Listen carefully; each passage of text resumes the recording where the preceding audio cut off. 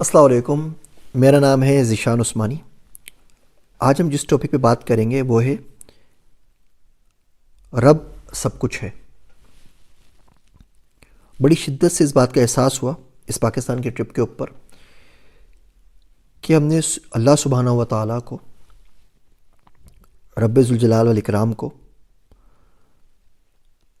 کمپارٹیمنٹلائز کر دیا ہے، الگ الگ ڈبوں کے اندر مختص کر دیا ہے۔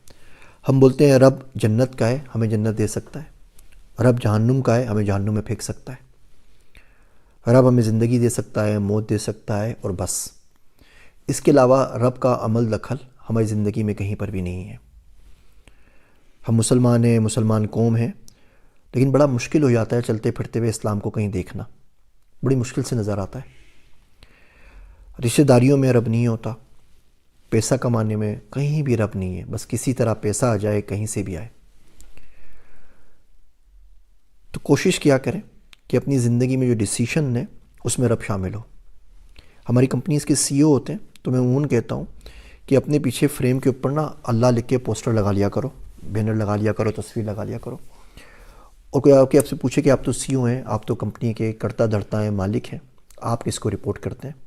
تو آپ بول سکیں گے جی میں اللہ کو رپورٹ کرتا ہوں۔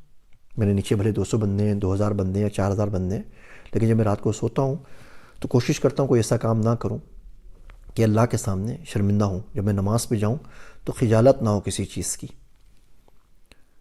میں کوئی بڑا عجیب واقعہ سناتا ہوں، میرا دوست عبداللہ، اس کے ساتھ ابھی ہوا ریسنٹلی۔ وہ گیا کسی کے گھر کے اوپر اور ان کو بولا باجی آپ میرے ساتھ چلیں کہیں پر، کسی جگہ لے جا رہا ہوگا۔ تو جو باجی صاحبہ تھیں وہ بڑی پریشان تھی، تو انہوں نے بولا کہ جی میرے امرود کا کیا ہوگا، میں نے ابھی لیے امرود تو کھائی بھی نہیں ہے میں نے۔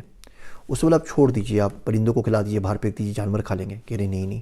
بولا اچھا آپ ایسا کریں اپنے نیچے پڑوس میں کسی کو دے دیجئے۔ تو انہوں نے بولا کہ نہیں نہیں، پڑوس میں کیوں دوں، میں نے تو اتنے مہنگے لیے ہیں۔ تو بولا آپ دے دیجئے۔ تو عبداللہ کہہ رہا ہے وہ دل میں سوچ رہا تھا کہ یار میں ان کو امرود کا نا ٹرک بنا پورا کا پورا لا دوں گا، یہ کس چکر میں پڑی ہوئی ہے آدھا کلو امرود کے چکر میں۔ پھر انہوں نے بولا کہ جی میرا گیس تو کہیں کھلا نہیں رہ گیا چولہے کا۔ تو اس نے بولا کہ نہیں بند کر دیا تھا میں نے، وہ کھلا نہیں رہا، آپ چلیں۔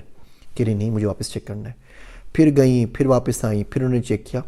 وہ دل میں سوچ رہا تھا کہ اگر خدا نہ خواستہ گیس کھلا رہ بھی گیا ہو، وہ پورا گھر جل بھی جائے، تو جو گھر ہے وہ میں ان کو لے دوں گا آرام سے، میرے لیے مسئلہ نہیں ہے۔ لیکن جو سامنے والا شخص تھا وہ ظاہر بات ہے پریشان تھا۔ پھر وہ آگے گئے کہیں کسی فروٹ کے پاس، تو ریٹ پوچھے کسی ریڈی والے سے، تو اس نے بتایا کہ فروٹ کے یہ ریٹ ہے۔ تو انہوں نے کہا کہ جی بیٹا میں تو افورڈ نہیں کر سکتی، ایسا کروں گی میں جنت میں کھا لوں گی۔ پاکستان میں اتنا برا حال ہو گیا لوگوں کا، اتنا برا حال ہو گیا ہے کہ میری روح تک کانپ گئی ہے اس ٹرپ کے بعد۔ باہر بیٹھ کے لگتا نہیں تھا کہ اتنی بری حالت ہو گئی ہے اس گورنمنٹ کے اندر، لیکن باقی لوگوں کا برا حال ہو گیا ہے۔ تو خیر جو ہوا تھا وہ قصہ ختم ہوا۔ پھر میری عبداللہ سے ملاقات ہوئی تو بڑا افسردہ نظر آیا۔ میں نے پوچھا کیا ہوا؟ تو اس نے بولا کہ اس ایکسپیرینس سے یار اور کچھ ہوا نہ ہوا میری توحید تو پکی ہو گئی۔ میں کہا اچھا وہ کیسے؟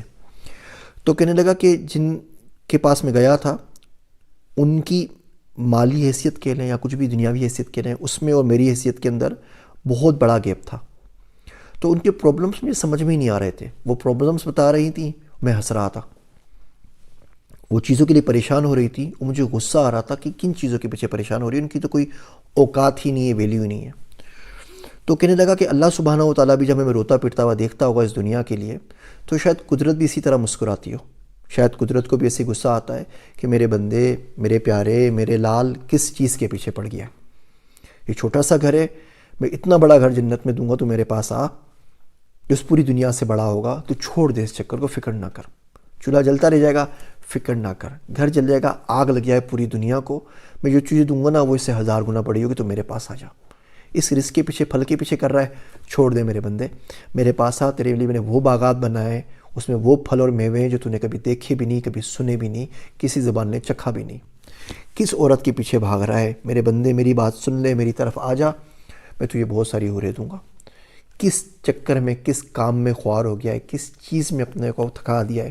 کون سی چیز دنیا میں ایسی ہے جس نے تجھے میری یاد سے، میرے ذکر سے غافل کر دیا ہے؟ کیا چیز ایسی ہے؟ کس چکر میں پڑ گیا ہے؟ تو خیر وہ سناتا بھی رہا، بیوقوف آدمی ہے، روتا بھی رہا۔ تو ہم نے بہت ساری زندگی میں چیزیں ایسی بنا لی ہیں جن کے پیچھے ہم بھاگ رہے ہیں، پریشان ہیں، وہ بڑا کانٹیکسٹ چینج ہوتا ہے اس کے پاس جو دینے والا ہو اور اس کے پاس جو لینے والا ہو. اللہ سبحانہ و تعالیٰ سے زیادہ دینے والا یقین جانیے کوئی بھی نہیں ہے. اس سے زیادہ سننے والا بھی کوئی نہیں ہے. اس سے زیادہ غالب اور قادر بھی کوئی بھی نہیں ہے. ہم نے بس صرف مان کے چلنی ہے. وہ تمام چیزیں جو آپ سوچ سکتے ہیں اس نے آپ کے لیے تیار کر رکھ چھوڑی ہیں. اسے دنیا میں آنے سے پہلے، بھیجنے سے پہلے دنیا میں ہماری زندگی کا سامان کر دیا، جو کہ چھوٹی سی عارضی زندگی ہے. تو جو ہمیشہ ہمیشہ کی ابدی زندگی ہے، کیا وہاں انتظام نہیں کیا ہوگا؟ تھوڑا سا ٹرسٹ رکھیں. یا رب بولا کریں تو مانا بھی کریں، ورنہ بولتے ہوئے بندہ اچھا نہیں لگتا. بندے کو جھوٹ نہیں بولنا چاہیے. باقی سب خیر ہے. کافی ہو گیا، پھر کبھی انشاءاللہ اس ٹاپک پہ بات کریں گے. میری باتیں سننے کا شکریہ. میں ہوں آپ سب کا ذیشان عثمانی.